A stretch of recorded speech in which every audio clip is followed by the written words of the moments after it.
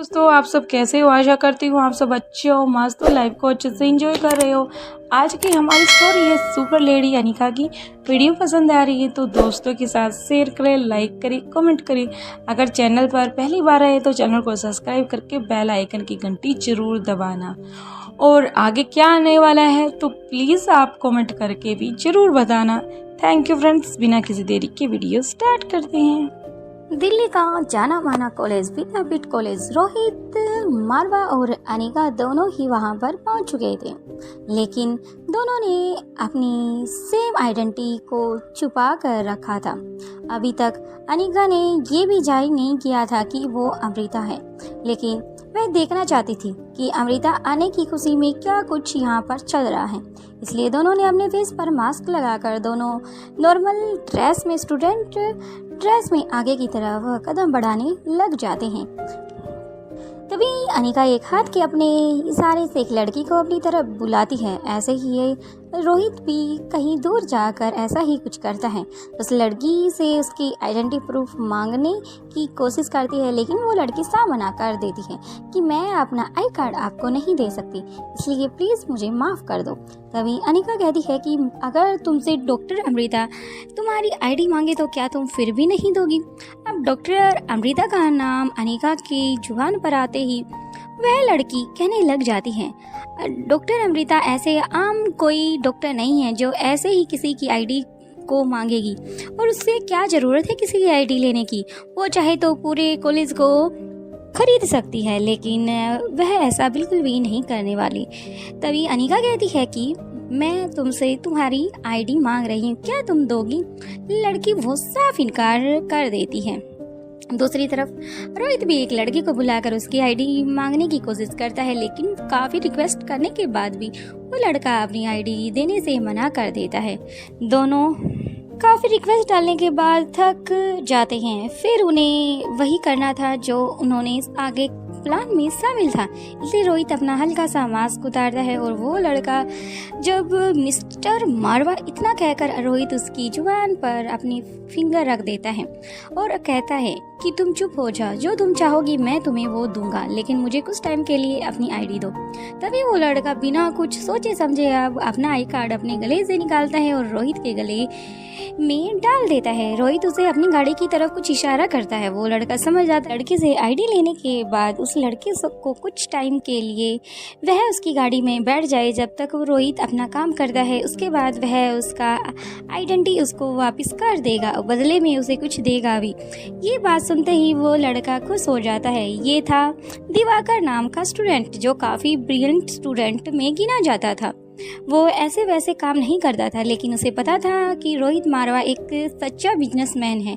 वो किसी के साथ ना तो गलत कर सकता है और नहीं देख सकता है, इसलिए दिवाकर जाकर आराम से गाड़ी में बैठ जाता है। दूसरी तरफ अब अनिका भी समझ चुकी थी कि ये लड़की ऐसे मुझे अपनी आइडेंटिटी नहीं दे सकती, इसलिए अनिका अपना हल्का सा मास्क नीचे करती थी।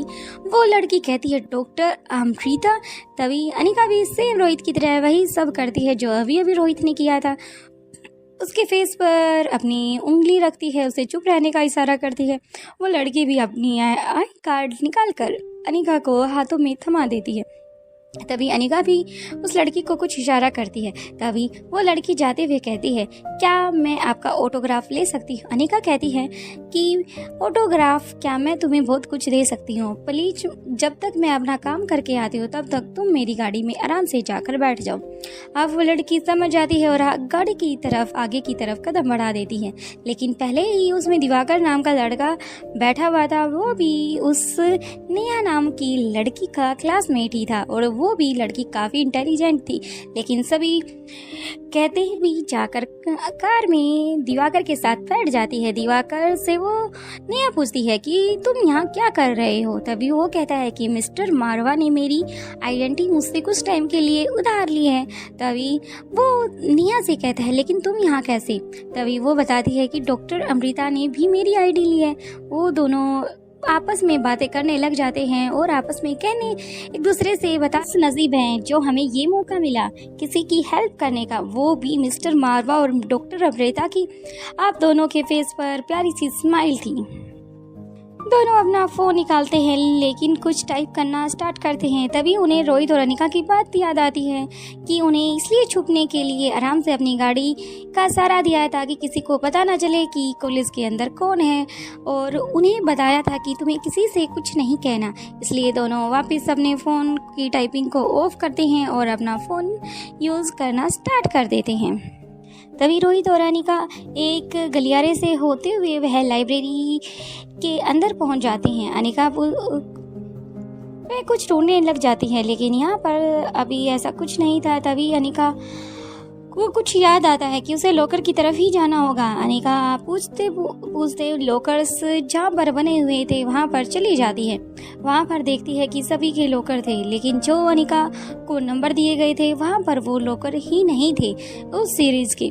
अब अनिका पूछती है कि यहाँ पर 0095 के लॉकर कहाँ पर हैं। तभी वो लड़की कहती है कि मुझे नहीं पता क्योंकि मैं न्यू स्टूडेंट हूँ और हमारे लॉकर यहाँ ही पर है, तो हमें इन बारे में कुछ नहीं पता।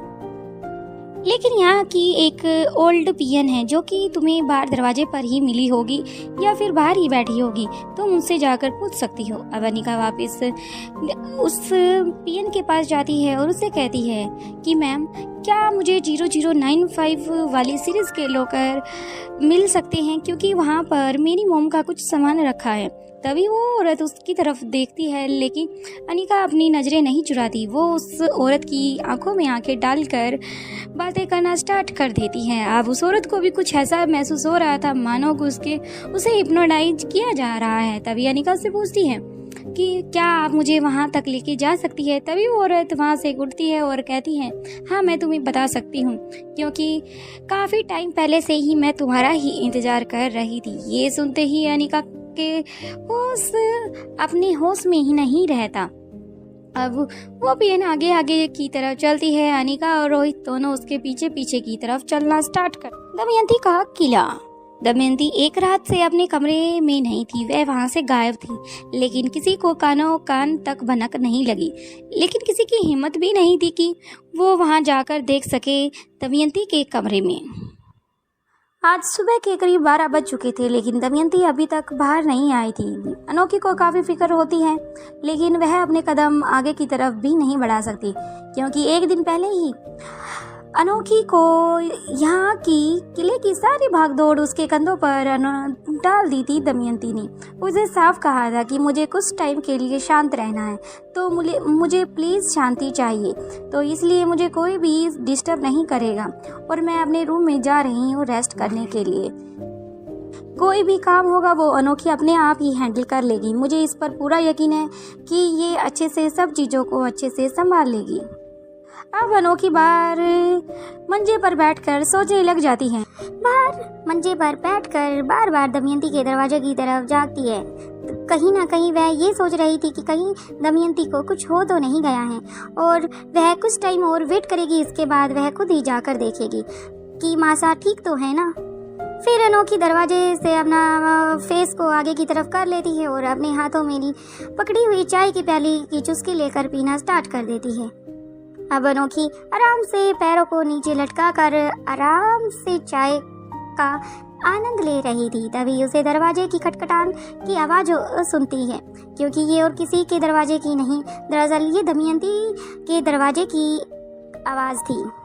तभी कुछ आहट के साथ ही वह पीछे की तरफ मुड़ जाती है। दमयंती अब बाहर आ चुकी थी। समय सुबह के 12 बज चुके थे। तभी अनोखी जल्दी से उस खाट से उठ जाती है और एक घूंघट पुस्त औरत को कहती है चलो जाकर मासा के लिए एक अच्छी सी चाय बनाकर लेके आओ। तभी वह अपना काम छोड़कर वह औरत वहाँ से उठकर मासा के लिए जल्दी से चाय बनाने के लिए चली जाती है। लेकिन दमयंती का इन बातों की तरफ कोई ध्यान ही नहीं था क्योंकि वह काफ़ी थक चुकी थी। इसलिए वह अपना पानी का एक लोटा लेती है, उससे अपना मुंह धोती है। उसके बाद वह अपने खाट की तरफ कदम बढ़ा देती है जहाँ पर अक्सर दमयंती बैठा करती है। दमयंती अपनी खाट की तरफ कदम बढ़ा देती है और आराम से बैठ जाती है।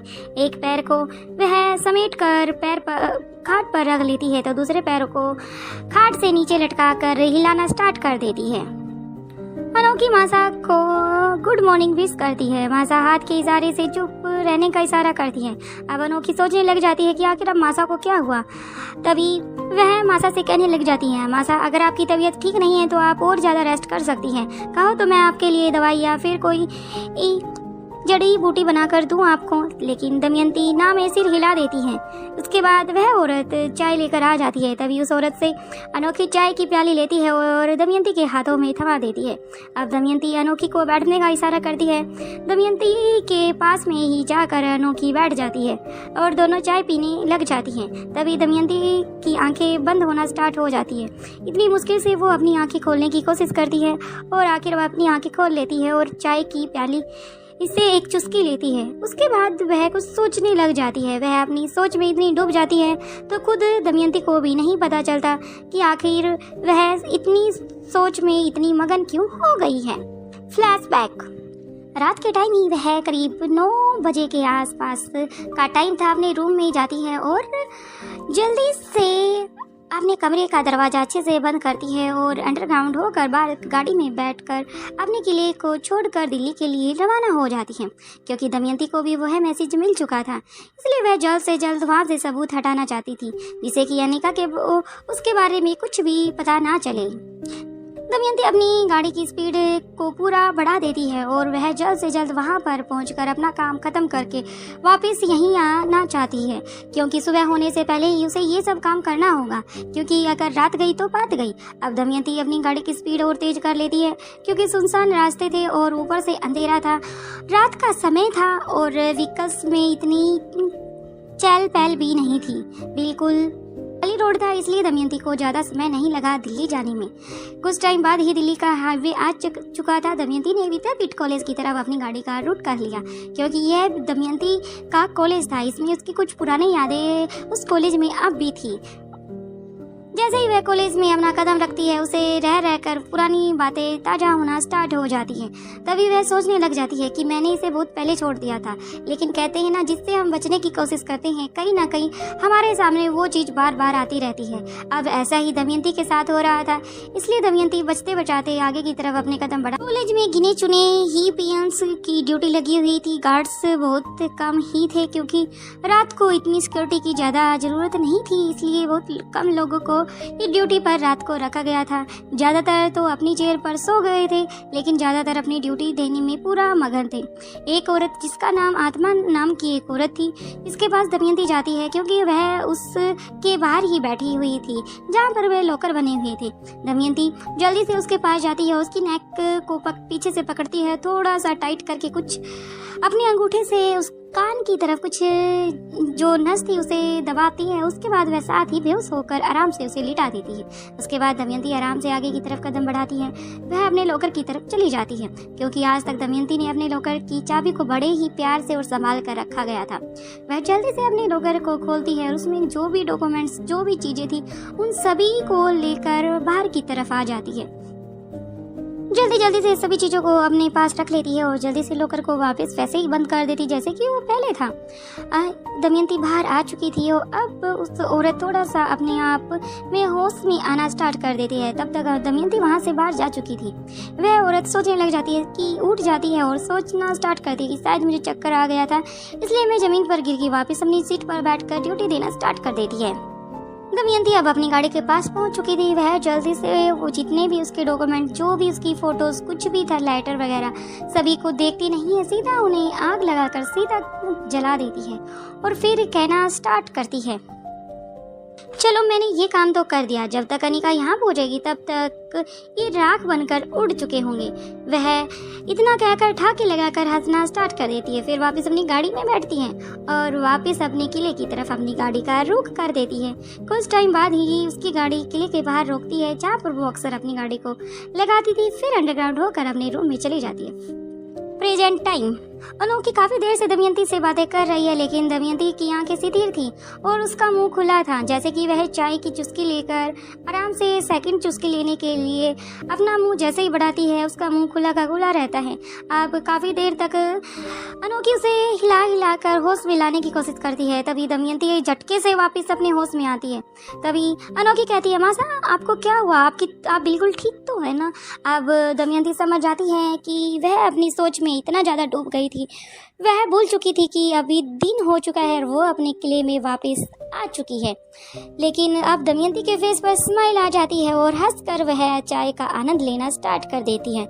लेकिन जैसे ही वो चाय की प्याली उसकी फिनिश होती है तभी वह दोबारा उस औरत को इशारा करती है कि एक चाय और लेके आओ। अब जैसे ही वो औरत आगे की तरफ अपने कदम बढ़ा देती है, अनोखी मासा से कहती है, मासा आप ठीक तो है ना। जल्दी से वो खड़ी होती है और मासा के शरीर का टेम्परेचर चेक करना स्टार्ट कर देती है। अनोखी की ऐसी हरकत पर दमयंती उसे गुस्से में बोलती है, तुम ठीक तो नहीं हो ना, तुम पागल वागल तो नहीं हो गई। अब अनोखी कहती है कि मासा आप ये क्या कह रहे हो, क्योंकि मैं आपको चेक कर रही, कहीं आपको फीवर या फिर किसी तरह का कोई चक्कर तो नहीं आ रहा है, क्योंकि आपने आज सेकंड बार चाय मांगी है और दूसरी बात आप काफ़ी देर तक कुछ सोच रही थी। मुझे लगा कि आप कहीं कोमा में इतना कहा था। अब दमयंती के फेस पर स्माइल आ जाती है और वो हंसना स्टार्ट कर देती है। दमयंती की हंसी इतनी भयंकर थी कि आसपास जितनी भी औरतें काम कर रही थी वो सोच रही थी आज फिर किसी की शामत आई है, आज या फिर दमयंती ने किसी चीज़ पर विजय प्राप्त की है। ये हंसी वो तब ही हंसती है। इतना सोचकर सभी औरतें अपने काम में लग जाती है, लेकिन अनोखी को नहीं पता था आखिर बात क्या है। अनोखी फिर मासा से पूछती है, मासा क्या मुझे कुछ बताना चाहती हो? तभी दमयंती कहती है कि नहीं, हमें अभी चलना चाहिए। तभी अनोखी कहती है, कहाँ पर? तभी वह लैब की तरफ अपना हाथ करती है और उधर की तरफ उठकर चले जाते हैं। बाकी का नेक्स्ट एपिसोड में देखते हैं। वीडियो पसंद आ रही है तो ज़्यादा से ज़्यादा शेयर करो, लाइक करो, कमेंट करो। वीडियो लेट के लिए दिल से सॉरी। तो प्लीज़ अगर मैं आप लोगों के लिए मेहनत करती हूँ, अगर थोड़ी बहुत गलती सबसे होती है, भाई मैं इंसान हूँ तो इसलिए सबसे होती है, तो थोड़ा सा गलती को थोड़ा सा इग्नोर करके प्लीज़ लाइक शेयर सब्सक्राइब जरूर किया करो। थैंक यू फ्रेंड्स, ताकि नेक्स्ट वीडियो आपका और बेहतर मैं आपके लिए बना सकूं। Thank you friends.